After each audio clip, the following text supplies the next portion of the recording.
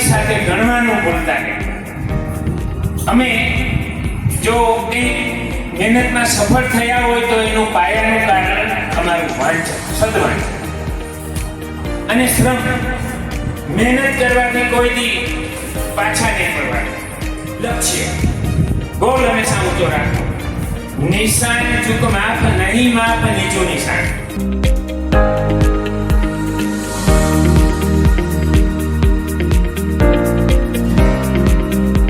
એટલે કરેલું કામ ફોગટ જતું નથી. ગીતાનો આ એક વાક્ય યાદ રાખો કે કર્મશીલ બનો, કર્મનિષ્ઠ બનો. કામ ચોરી નહીં કરવાની, તરત ફળની આશા નહીં રાખવાની.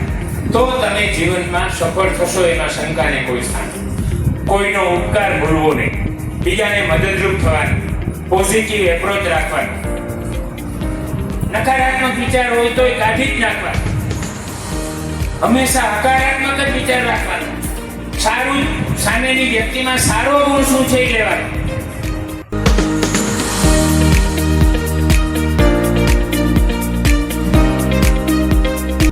એ છે જાનામી ધર્મમ ન ચ મે પ્રવૃત્ત.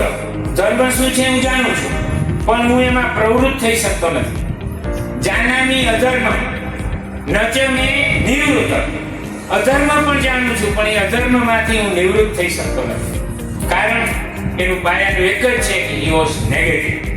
એનો એપ્રોચ છે ને નેગેટિવ હતો, તો આપણો એપ્રોચ જીવનનો પોઝિટિવ રાખો.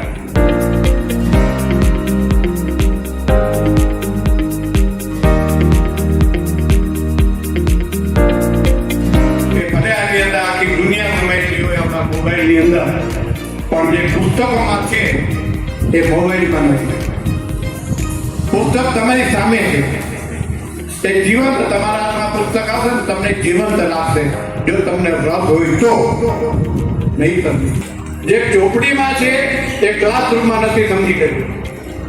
ક્લાસ લેવાય જુદા છે, ટકા લેવી વસ્તુ જુદી છે, અને જીવનમાં સફળ થવું જુદી વસ્તુ છે. જીવનની અંદર સ્થિત થશે તો કેટલે સુધી તમે પોતો એક કલ્પના કરવાની વસ્તુ. ફર્સ્ટ ઓફ ડિસિઝન, ડિસિપ્લિન હશે તો તમે આ બધું કરી શકો. ડિસિપ્લિન વિના કોઈ વસ્તુ પ્રાપ્ત ન થાય. સામેવાળાની વ્યક્તિમાં તમારામાં પ્રામાણિકતા હશે, તમારામાં સ્થિત હશે, તો સામેની વ્યક્તિ અચૂક તમને રિસ્પોન્સ આપશે અને તમારા કાર્યમાં સહકાર આપશે.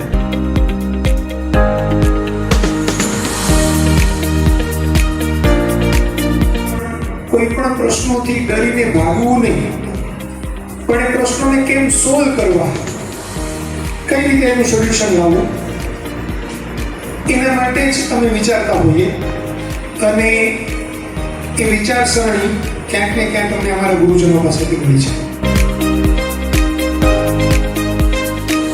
સારા વાંચનથી જ તમારા વિચારો સારા બની શકે, અને સારા વિચારોને તમારું વાંચન સારું હશે તો તમે શબ્દોથી પ્રદર્શિત કરી શકો. તમારું બાળક ક્યારેય હારીને આવતું નથી. કાં એ જીતીને આવે છે, કાં તો એ શીખીને આવે છે. મારું બાળક હારીને આવતું નથી. હું શીખીશ કાં હું વિજેતા થઈશ. આ બે જ વસ્તુ છે મારી પાસે. નવસારી એબી સ્કૂલ એ ગુજરાતભરમાં અત્યારે ગૌરવ મેળવ્યું છે, કીર્તિ મેળવી છે. એ બદલ ખૂબ અભિનંદન. આપણે છેલ્લા 9મા ધોરણના વિદ્યાર્થીઓ આવતા વર્ષે 10થમાં આવશે, 2 વર્ષ 3 વર્ષ પછી 12થમાં આવશે. ત્યારે તમે પણ A1માં હશો. 99.99% દર વર્ષે લઈએ છે આ શાળાના બાળકો.